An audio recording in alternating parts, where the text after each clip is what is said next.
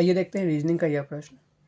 What is the mean proportional of 9.61 and 3.61।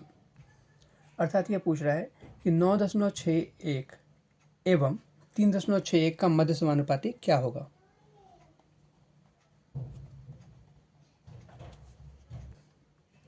तो जैसा कि हम जानते हैं कि मध्य समानुपाती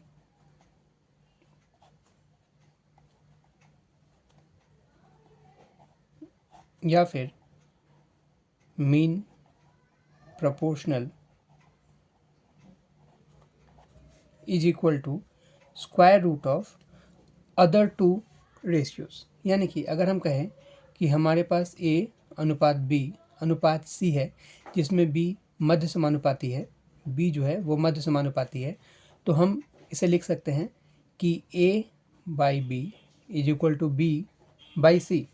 और इसी प्रकार हम इसे लिख सकते हैं कि AC बराबर B² या फिर B² is equal to AC और B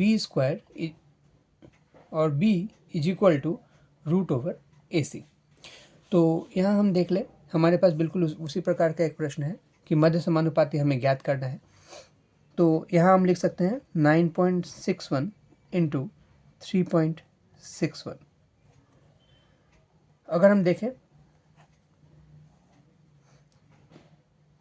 तो ये हो जाएगा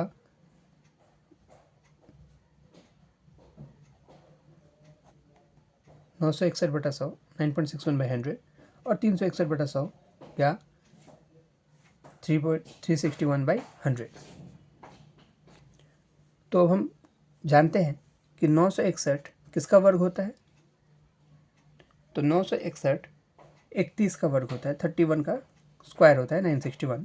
उसी प्रकार 361 या 361 19 का वर्ग होता है। जी हाँ दोस्तों, तो आपको इन सभी का वर्ग याद होना चाहिए, कम से कम 40 तक तो आपको ज़रूर याद होना चाहिए।